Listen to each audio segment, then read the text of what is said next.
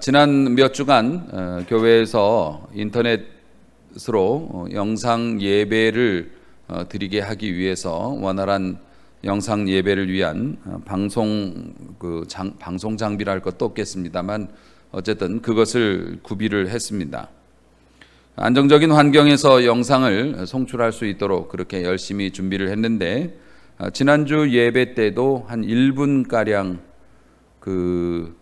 송출이 안 되는 그 사태가 있었던가 봐요. 그것도 가장 재미있는 예화 시간에. 그래가지고 편집된 설교 영상을 보시는 분들은 그걸 못 들었죠. 저희 교회에서는 다른 교회와 달리 실시간 이 예배 영상이 송출된 이후에는 이것이 끝나고 나면 다시 시청할 수 없도록 그렇게 차단을 시켜 놓았습니다. 이것은 최소한의 어떤 예배에 대한 예의라고 저는 생각을 해서 그렇게 지시를 했는데요. 예배 시간에 실시간으로 스트리밍이 되는 이 라이브 예배는 스킵이 안 됩니다. 내가 이렇게 보다가 보기 싫은 장면이 있으면 빨리 넘기잖아요. 그게 안 되죠. 그런데 제가 의심이 많아서 그런지 그 나중에 녹화본으로 보시는 분들은 찬송가 이런 거 스킵할 것 같은 느낌이 자꾸 오는 거야. 그래서 예배에서는 스킵이라는 게 있을 수 없죠. 최소한 집에서 어쩔 수 없는 상황에서 예배를 드리더라도 같은 시간에 하나님 앞에 같이 예배 드리는 것이 좋겠다 싶은 마음이 있어서 그 시간을 놓치신 분들은 이제 설교만 영상으로 제공을 하고 있습니다만 어쨌든 컴퓨터도 좋은 걸로 바꾸고 또 여러 가지 장비들도 더 확충하고 뭐 다 이렇게 잘 했는데 왜 이게 송출이 중단이 됐나 사고가 났나 물어봤더니 그 5,000원짜리 그 랜 케이블 인터넷 연결하는 그 케이블이 너무 싸구려여 가지고 그게 접촉이 안 좋았대요. 가만히 생각을 해보면 거액을 들여서 방송 장비를 구축을 하더라도 사실 세상과 연결되는 건 그 선 한 가닥이거든요. 랜 케이블 한 가닥인데 그거 접촉이 안 좋거나 녹이 슬거나 이렇게 되면 우리가 준비했던 모든 게 사실 의미가 없게 되는 것이라서 어쩌면 우리의 삶과 참 많이 닮아 있다. 많은 것들을 준비하더라도 하나님께서 허락하지 않으시면 그냥 그걸로 끝인 겁니다. 우리끼리 끝나는 거죠. 우리가 뜻을 이룰 수가 없는 것이죠. 영적인 세계가 그렇습니다. 하나님과의 관계는 어떻습니까? 하나님과의 관계가 좋지 않으면 결코 우리는 행복을 찾을 수 없을 겁니다. 아무리 열심히 노력을 하고 준비를 해도 말이죠. 오늘 이런 예배가 어떤 분들은 그렇게 얘기합니다. 예배를 통해서 하나님을 만난다고. 물론 틀린 얘기는 아닙니다. 하지만 쉬고 있던 컴퓨터가 예배 시간에 켜져서 하나님과 접속하는 그런 거는 아닙니다. 사실 예배는 원래 하나님과 우리는 이미 접속이 되어진 상태로 살아가고 있습니다. 믿으시기를 바랍니다. 어디에 있든지. 그런데 예배라고 하는 것은 예배 중에 나타나는 말씀 속에서 또 함께 찬송을 하면서 함께 기도할 때 하나님께서 우리에게 생생한 음성을 주시는 거죠. 하나님의 뜻을 알려주시는 거죠. 이 다음 걸음은 이렇게 걸어라. 이번 한 주간 동안에는 이렇게 길을 가거라 라고 알려주시는 그것을 듣는 시간이 사실 예배지. 일주일 동안 하나님 없이 살다가 주일날 교회에 와서 1시간 동안 하나님 만나고 다시 우리 집으로 가는 거, 이게 사실 예배는 아니라는 거죠. 오늘 예배 중에도 하나님의 뜻이 확인되어지고 하나님이 나와 함께 하신다고 하는 소망 때문에 내 마음이 뜨거워지고, 그리고 아무리 세상이 어렵고 힘들어도 한번 살아볼 용기가 하나님을 만나는 여러분, 이 예배하는 여러분들에게 나타날 수 있기를 주의 이름으로 축원합니다. 가정에 계신 분들도 그 은혜 다 받으시기를 축원합니다. 가정에서도 아멘 해야지. 아멘 안 하는 것 같은데. 내가 목사가 왜 이렇게 의심이 많은가 몰라. 오늘 맥주 감사 주일이에요. 히브리인들이 그 3대 절기 중에 하나라고 하는 맥주 감사 주일입니다.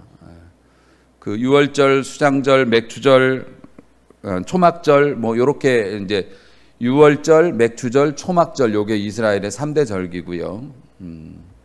그 뭐 칠칠절이라고도 하고 오순절이라고도 하고 그럽니다. 이 맥주 감사 주일의 시기가 그렇습니다. 그래서 첫 열매를 수확한 밀이나 보리를 심어서 첫 번째 열매를 수확했을 때 하나님 앞에 감사드리는 작은 추수감사 주일이죠. 그리고 그 6월절이 지난 다음에 7주가 지나서 맥주절이에요. 6월절이라는 건 이스라엘이 그 장자의 죽음을 면하고 애굽을 탈출했던 것을 기념하는 절기고, 이 사람들이 달력을 바꿔가지고 그때를 1월로 만들었어요.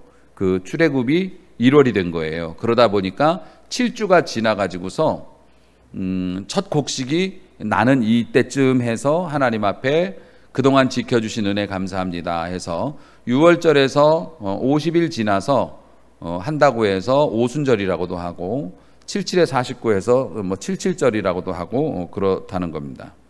오늘날 맥주감사주일은 그 1년에 딱 절반이 되는 주일날 해요. 그 교회 달력으로는 1년 한 해의 절반이 되는 그 주일입니다. 그러니까 벌써 우리가 2020년을 딱 절반을 살았다는 얘기예요. 그래서 절반이 지나가면서 우리가 농사는 안 짓지만 하나님 앞에 일하고 사업하고 공부하고 이런 것에 대한 소득에 감사하고, 또 앞으로의 남은 반년도 하나님이 지켜주시기를 원하면서 감사 예물도 드리고 또 뭐 풍성한 잔치도 하고 그렇게 하는 절기입니다만은, 그래서 맥주절에도 보통은 뭐 하나님께서 이렇게 해주셨으니까 감사하자, 또 저렇게 해주셨으니까 감사하자, 이런 이제 감사의 조건들을 많이 설교를 합니다만은, 요즘 세상이 하도 험악해가지고 여러분 뭐 지난 6개월이 어디 진짜 통째로 날아가 버린 것 같은 느낌이지 않습니까? 2월 달부터 이 난리가 났으니까 6개월이 그냥 오 하다가 그냥 없어진 것 같은 느낌. 그리고 사업하시던 분들도 이 코로나 사태 때문에 우리 장로님도 그렇게 기도하셨지만 자꾸 힘든 일이 생기고 미래의 전망도 좋지 않아서 마냥 감사하다고만 이야기할 수는 없는 상황이에요. 물론 감사할 게 엄청나지만은, 그래서 오늘은 좀 더 근원적인 문제를 좀 살펴보려고 합니다. 그래서 오늘 그 주제가 되는 이 본문이 놀랍게도 이게 사마리아 여인과 예수님의 만남이 맥주절에 이게 등장을 한 거예요. 예수님께서 오늘 내용이 좀 기니까 빨리 설명을 드릴게요. 예수님께서 제자들하고 같이 여행을 하시다가 사마리아 지역으로 들어갑니다. 제자들은 그 꿈 알렸지만 예수님은 뭔 속이 있으셨는지 고집을 하셔서 사마리아로 가게 됐어요. 그 동네에 들어가 가지고 제자들이 음식을 구하러 갔고요. 점심때였거든요. 음식을 구하러 마을로 내려갔고, 예수님은 우물 곁에 혼자 계셨습니다. 몹시 피곤하고 목이 마르셨대요. 성경에 보니까 6시라고 되어 있는데요. 6시면 지금 우리 시간으로는 낮 12시예요. 점심시간인 거죠. 그래서 예수님이 9시에 운명했다라는 게 오후 3시에 운명하셨다, 이런 뜻이 되는 거예요. 6시, 낮 12시. 그런데 우물에 이제 목이 마르시고 피곤하시니까 우물에 찾아갔는데 우물에 두레박이 없네. 두레박이 있어야 물을 깃지. 그러니까 예수님도 물론 초능력으로 빨아내실 수도 있겠지만 예수님은 뭐 그렇게 남발하시지 않으니까 우물 곁에서 기다리고 계십니다. 그런데 한 여자가 물을 길러 옵니다. 그리고 그 여인과의 대화가 시작이 되는 것이 요한복음 4장의 내용입니다. 자, 4장에 보니까 그 예수님이 그 여자한테 먼저 말을 겁니다. 물을 좀 한 모금 나에게 주시오 라고 하니 그 여자가 정색을 하면서 얘기합니다. 당신은 유대인 남자로서 사마리아인 여자인 나한테 왜 물을 달라고 얘기합니까? 유대인과 사마리아인은 원래 서로 상종도 안 하는데 말이죠. 이렇게 이야기합니다. 그러니까 예수님께서 10절에 말씀하시죠. 네가 만약 하나님의 선물이 어떤 건지, 그리고 너에게 물을 달라 하는 사람이 누구인 줄 알았더라면 네가 그분에게 구했을 것이고 그가 생수를 너에게 주었을 것이다. 이런 말씀을 해요. 그러니까 예수님이 하나님이 어떤 선물을 주실 수 있는지, 그리고 내가 누구인지를 알았더라면 네가 나한테 물을 달라고 했을 거고 나는 너에게 줬을 거다. 이렇게 얘기를 돌려서 말씀하신 겁니다. 그런데 여자가 빈정대면서 얘기합니다. 당신 보니까 물기를 그릇 두레박이 없단 말이에요. 두레박도 없고 이 우물이 이렇게 깊은데 나한테 어떻게 생수를 줄 수 있겠습니까? 라고 여자가 빈정대면서 얘기합니다. 그리고 우리 조상 야곱이 우리에게 이 우물을 주셨고 여기서 자기와 자기 아들과 짐승이 다 마셨는데 야곱이 판 우물입니다. 이걸 마음대로 할 수 있다고요? 당신이 야곱보다 더 뛰어난 사람입니까? 라고 반문합니다. 예수님께서 말씀하십니다. 13절, 지금 이 물을 마시는 사람은 다시 곧 목마르게 되겠지만 내가 주는 물을 마시는 자는 그 속에서 영원히 목마르지 아니하고 그 속에서 영생하도록 솟아나는 샘물이 되리라. 아멘. 예수 그리스도의 이름과 성령의 능력으로 말미암는 구원을 설명을 해 주신 겁니다. 이 얼마나 청량한 말씀입니까? 이 물을 마시는 자는 영원히 목마르지 않고 그리고 이 속에서 영생하도록 끊임없이 솟아나는 샘물이 나오게 될 것이다. 누구에게서요? 주를 믿는 자에게, 하나님의 자녀된 자에게 그렇게 된다는 겁니다. 그러니까 여자가 또 빈정대면서 얘기합니다. 그런 거 있으면 저 좀 주십시오. 맨날 물 길러 오는 거 힘들어 죽겠구만. 그랬더니 예수님께서 갑자기 네 남편 좀 불러와라 라고 말씀하십니다. 여자가 17절에 대답합니다. 저는 남편이 없습니다. 예수님께서 맞아. 요번에는 네가 바른 말했다. 네가 5명의 남자를 거쳤고 이번에 살고 있는 6번째 남자도 사실 네 남자가 아니니까 남편이 없는 게 맞지 라고 아주 면전에 대고 그냥 면박 비슷하게 이렇게 주셨습니다. 그랬더니 이 여자가 자기의 과거를 알아맞힌 예수님이 놀라운 거죠. 용하십니다를 뭐라고 표현했냐면 내가 보니 당신은 선지자 같습니다. 다 아시는 분 같은데요. 그러면서 영적인 문제로 여자가 화제를 돌립니다. 우리 조상들은 이 산에서 예배했는데 이 산이라는 게 그리심산입니다. 사마리아하고 유대인들하고는 서로 싸우고 있죠. 역사적으로 알고 계시죠. 원래 같은 유대인 중에서 10지파, 사울의 가문입니다. 그 10지파와 유대 지파로 이렇게 갈라졌는데요. 물론 유대와 베냐민이 있지만 베냐민은 그냥 사라지고 흡수돼서 그냥 유대 지파라고만 얘기합니다. 그리고 10지파와 이게 서로 남북 관계로 오래전부터 대치했고 똑같이 바벨론에 멸망해서 시간 차이는 있지만 몇십 년 차이로 다 포로로 끌려가서 나라가 공중분해됐다가 나중에 다시 돌아오게 됐을 때 유대 지파 사람들은 유대인들은 자신의 민족의 정체성을 유지했고 신앙을 유지했고 혼혈 결혼을 하지 않아서 자기들 그대로 남아 있었는데 10지파들은 하나님에 대한 이게 생각이 희박하고 믿음도 없고 그러니까 거기에서 그냥 살기 위해서 편한 대로 살다가 혼혈이 많이 생겼고 하나님에 대한 믿음도 저버렸고 그랬다는 거죠. 그런데 어쨌든 다시 회복이 돼서 살던 땅으로 돌아와서 유대에서 성전을 지으려고 할 때 성전 재건축을 할 때 사마리아 사람들 북이스라엘 사람들이었죠. 10지파 사람들이 우리도 같이 하자 그랬을 때 이 유대인들이 거절을 했습니다. 믿음을 배반하고 하나님을 버리고 그렇게 변절한 사람들과는 이런 거룩한 일을 못한다고. 그래서 이 사람들이 막 못짓게 밀어 넣고 막 뒤에서 못된 짓 하고 이래가지고 서로 민족적인 갈등이 불거져서 사마리아 사람하고 유대 사람하고 서로 얼굴도 안 보고 예수님이 사마리아로 지나가야겠다. 원래 예루살렘이나 베들레헴이나 이쪽하고 예수님이 계시던 갈릴리 지방하고는 중간에 사마리아가 딱 끼고 있어가지고서 사마리아로 가면 편하게 지나가는데 그 길을 가기 싫으니까 산길로 이렇게 디귿자로 돌아간단 말이죠.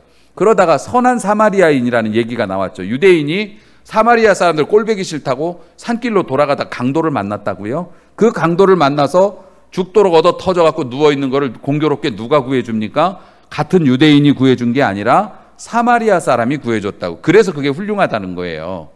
길에 있는 어려운 사람 도와줘서 훌륭한 게 아니라 자기 싫다고 미워서 먼 길 돌아가다가 강도 만난 사람은 쌤통이다 볼통 그러는데 이 사마리아 사람은 그걸 알면서도 도와줬기 때문에 선한 사마리아인이라는 칭호를 받았다는 겁니다. 어쨌든 그런 이제 그리심산에서 그래서 서로 틀어져 가지고 이 사람들은 이스라엘 유대인들은 예루살렘에서 예배를 드리고 이 사람들은 그리심산이라고 하는 곳에 제단을 만들어 놓고 거기서 서로 예배 38선이 가로막혔죠. 서로 못 가게 했던 겁니다. 그래서 20절에 우리 조상들은 이 산에서 예배했는데 당신의 말은 예배할 곳이 예루살렘이라면서요. 유대인들은. 그러니까 예수님이 유명한 말씀을 하십니다. 여자여 21절 내 말을 믿으라. 이 산에서도 말고 예루살렘에서도 말고 너희가 아버지께 예배할 때가 이르리라. 어디서든지 아버지께 예배할 때가 이르리라. 그래서 온라인 예배가 나왔잖아. 예. 어디서든지 아버지께 예배할 때가 이르리라. 그래서 옛날에는 그 유대인들이 그 예루살렘 성전이 아니면 사실 예배라고 인정을 안 했던 거예요. 제사는 거기서 드려야 된다고.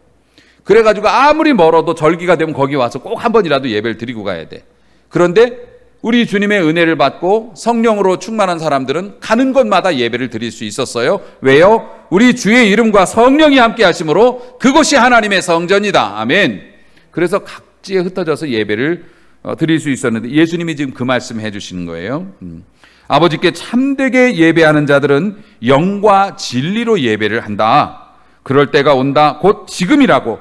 아버지께서는 자기에게 이렇게 예배하는 자들을 찾으시느니라. 아멘.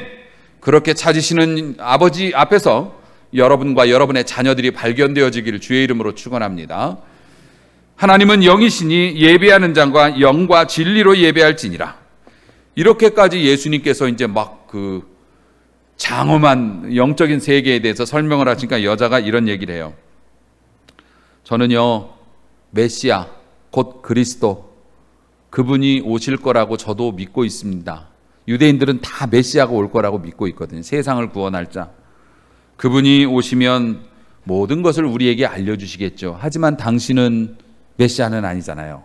그랬더니 예수님께서 네가 말하는 내가 그다 라고 원래 예수님께서 보통 감추시는데 이 여자에게 내가 메시아다 라고 말씀을 해 주셨습니다. 그리고 나서 제자들이 왔는데 제자들이 여자하고 예수님이 여자하고 막 이렇게 얘기를 하는 거를 이제 모르니까 저런 여자하고 대화를 나누고 있어. 딱 얼굴만 봐도 이상하게 생겼구만. 여자가 좀 그렇게 생겼나 봐요. 그렇게 의아해하고 있는데 이 여자가 물동이를 얼마나 급했는지 우물가에다 그냥 냅두고 동네로 들어가서 낮 12시면 다 사람들 문 닫고 자는 시간이에요. 중동 여행해 보신 분들은 알죠. 낮 시간 되면은 가게 문도 다 닫고 잔다고 이 사람들. 깨워가지고 뭐라고 얘기합니까? 다 나와보라고. 내가 메시아를 만났다. 아멘. 여기서 기도하고 끝내면 딱 좋은데 이제 시작인데 어떡하냐? 큰일 났네. 사실 이 본문에서 예수님과 여인의 대화에서 놀라운 점이 있어요. 하나가 뭐냐면 익히 설명드렸다시피 예수님이 먼저 말을 거셨다는 게 되게 파격입니다. 당시의 사람들 제자들도 굉장히 놀랐던 일입니다.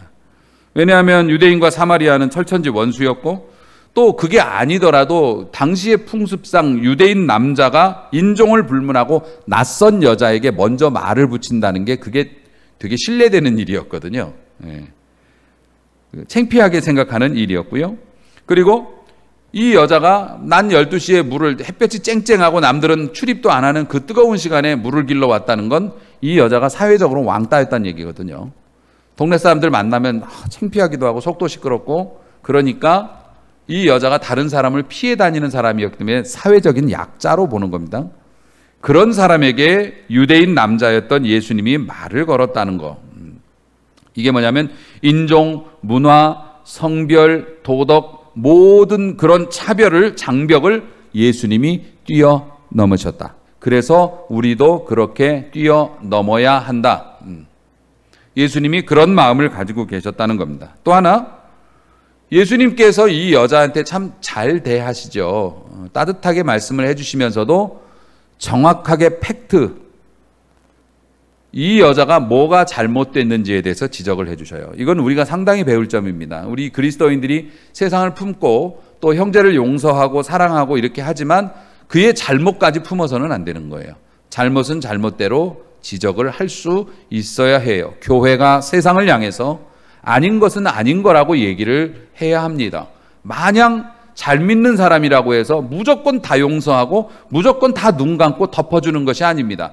덮으면서도 이것이 문제라고 지적을 할 수 있는 용기와 지혜가 있어야 하겠죠. 자, 그런데 이 예수님께서 이 대화를 이제 제가 정확히 설명을 드렸습니다만은 종합해 보면 이런 겁니다.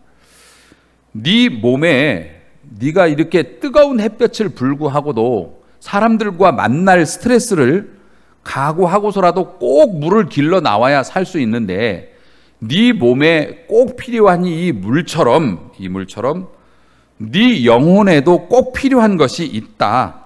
그런데 그걸 내가 줄 수 있다. 주님이 그렇게 말씀하신 거예요. 네. 그러니까 영혼의 만족에 관한 말씀이에요. 여러분, 무엇이 여러분을 행복하게 해줍니까? 무엇이 여러분에게 안정감을 주고 그렇게 합니까?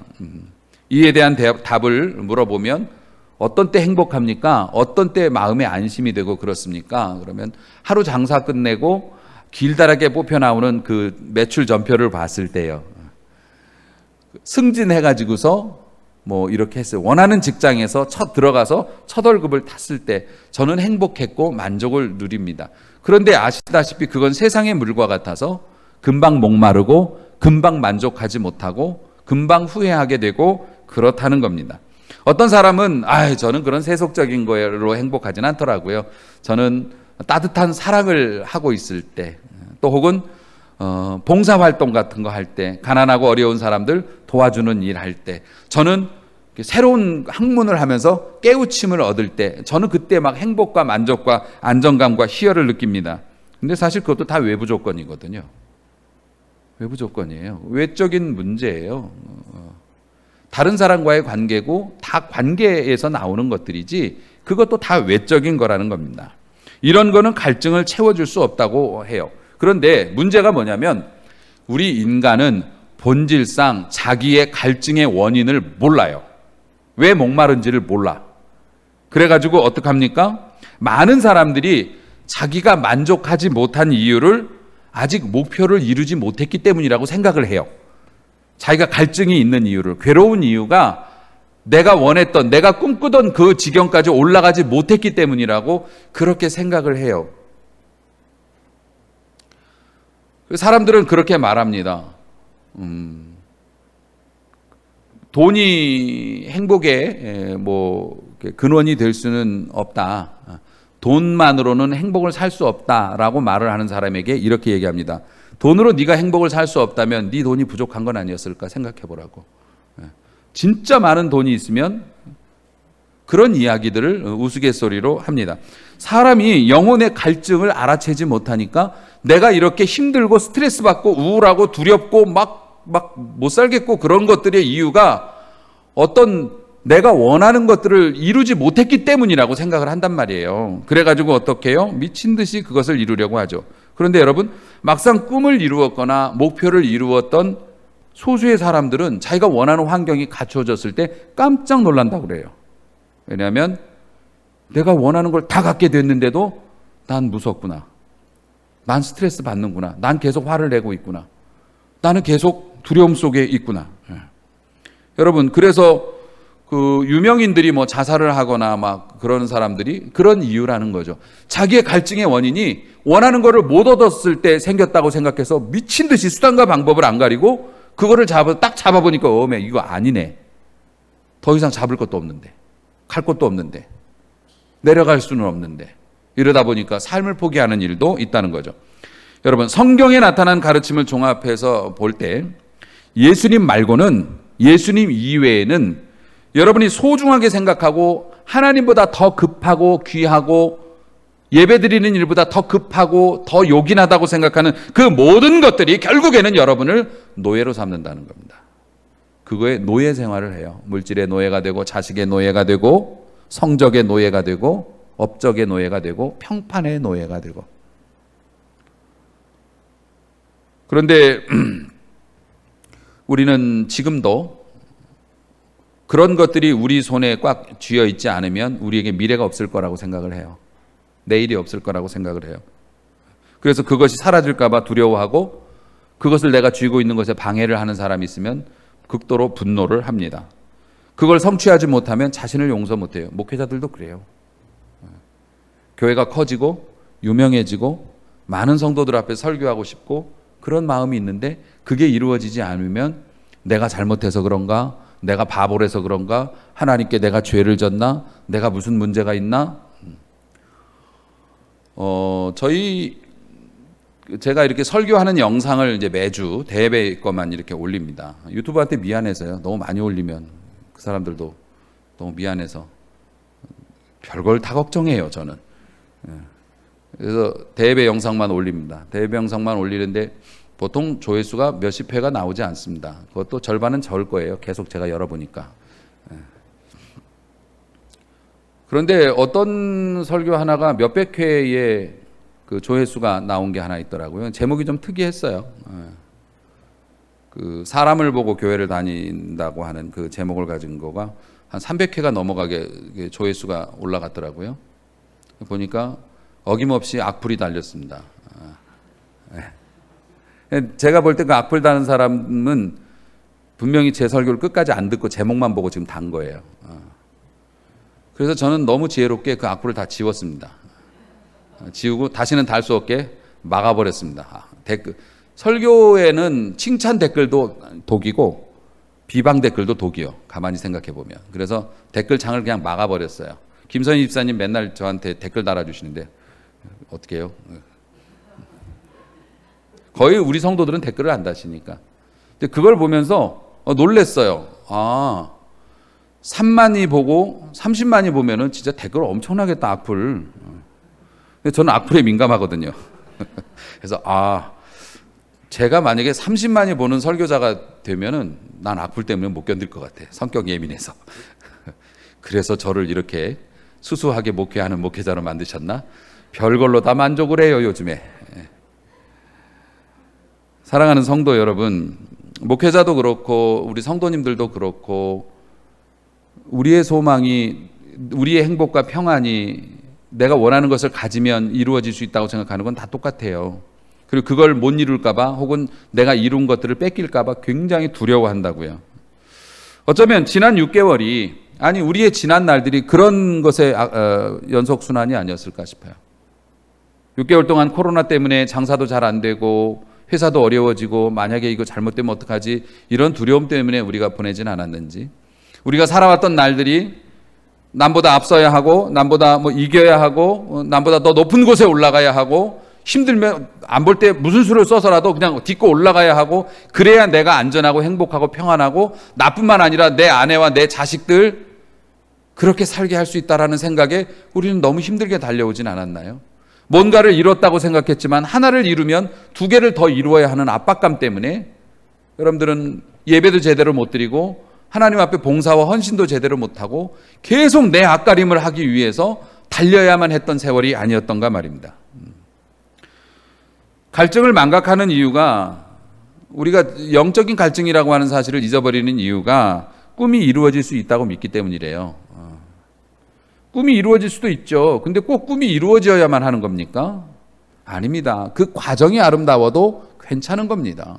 어차피 지나고 나면 우리는 금방 이 세상에서 은퇴를 하게 될 것이고, 그리고 하나님만을 바라보면서 속절없이 아무것도 할 수 없는 세월을 지내다가 주님을 만나게 될 것입니다. 자, 다시 설명을 해 보겠습니다. 이 우물가의 여인하고 대화가 많이 됐던 이유가 뭐냐면은 이 여자가 소망이 없어. 취직을 할 거요. 남자를 5번을 갈아쳤다는 얘기는 살림을 5번을 차렸다는 얘기고, 그때마다 그 남자들이 좋게 떠나갔겠어요? 살다 헤어질 때는 어떻겠습니까? 그걸 5번을 하고 이제 6번째 남자하고 사니까 이 여자가 무슨 소망이 있겠어요? 미래에 대한 희망이 없는 거예요. 그러니까 예수님하고 얘기가 길어진 거예요. 예수님이 말씀하실 수가 있었던 겁니다. 그런데 그래서 여자가 뭡니까? 그런 생수가 있으면 나도 얻고 싶습니다라고 빈정거리지만 그렇게 얘기했던 이유가 뭐냐면, 내가 별짓을 다 해봤다고, 별스럽게 세상적으로 어쨌든 내가 행복하려고, 편안하려고, 내가 안정되게 살아보려고 내가 별짓을 다 해봤다고, 근데 못 얻었다고. 그런데 그런 게 있다면 나에게 주세요. 그 얘기를 했던 겁니다. 그런데 예수님이 가서 갑자기 네 남편 불러와라라고 얘기를 180도로 화제를 바꾸죠. 그러니까 예수님이 지금 짚고 계신 문제가 뭡니까? 왜 갑자기 그 여자의 남성 편력으로 화제를 바꾸시는 겁니까? 너 같은 게 어떻게 생수를 얻어? 더럽게 살아놓고 그 얘기가 아니잖아요. 그 얘기가 아니라고요. 주님이 그 여자에게 남편 얘기를 꺼내신 뜻이 바로 이런 겁니다. 너는 내가 주는 생수가 어떤 건지를 네가 알려면 네가 그동안에 그것을 어떻게 얻으려고 했었는지도 알아야 한다. 그게 그 여자에게 남편이었죠. 내가 주는 영원한 행복에 대해서 네가 알기를 원한다면 그동안 네가 행복을 위해서 노력했던 그 모든 것이 어떤 비참한 꼴이었는지를 생각해 봐야 한다. 계속 여자는 그 당시에는 이제 남편에게 따라갈 수밖에 없으니까 사회생활도 안 되고 직장 취직도 잘 안 되고 어디 술집에 나가는 거 말고는 여자가 할 수 있는 게 별로 없었다고요. 농사 짓는 거하고. 그러니까 이제 남편 잘 만나야 되니까 이 여자는 계속 남편을 바꿔왔던 거죠. 너는 그것을 남자들에게서 얻으려고 했지만 소용이 없었다는 걸 알고 있지 않냐. 네 남편들 보면 알잖아. 네가 평안을 얻으려고 사용하는 방법이 앞으로도 똑같으면 너의 미래는 똑같을 것이다 라고 남편의 이야기를 짚으면서 이 여자에게 깨우침을 주신 거예요. 행복해지고 싶었지. 평안을 누리고 싶었지. 안심하고 살고 싶었지. 그래서 이 남자 저 남자 만나서 살림 차리고 살았는데 행복하더냐? 평안하더냐? 너희들 행복해지고 싶었지. 수단과 방법 안 가리고 일했지. 남에게 어떤 피해가 가든지 어쨌든 간에 내가 잡아야 산다고 생각해서 열심히 일했고 죽도록 공부했고 다 그렇게 사는 거라고 생각해서 열심히 일하면서 그렇게 살았지. 심지어는 예배를 드리는 일이나 하나님을 섬기는 일조차도 지금 이 일 안 하면은 회사에서 나쁘게 평판이 나올까 봐 모른 척하고 지나왔지. 그래서 행복하니? 라고 물어보시는 거라고요. 매출이 떨어져서 힘이 드니까 아무에도 나한테 관심을 안 가져주니까 드리던 예배도 안 드리고 일하러 가고 세상의 기회를 잡기 위해서 주님의 뜻을 저버리는 그러한 삶, 그러한 삶의 태도가 너를 구해줄 것 같지만 계속 그러한 삶을 살기로 너희들이 생각한다면 달라질 건 없다라고 주님이 이 사마리아 여자와 대화를 통해서 우리에게 말씀하고 계신다는 겁니다. 맥주절에 감사하는 것은 좋고 당연한 일이죠. 감사해야 될 조건들을 하나하나 꺼내고 살펴보는 것도 좋은 일이지만 진정으로 우리의 미래를 생각한다면 오늘 주님의 말씀이 꼭 여러분에게 필요하다고 생각합니다.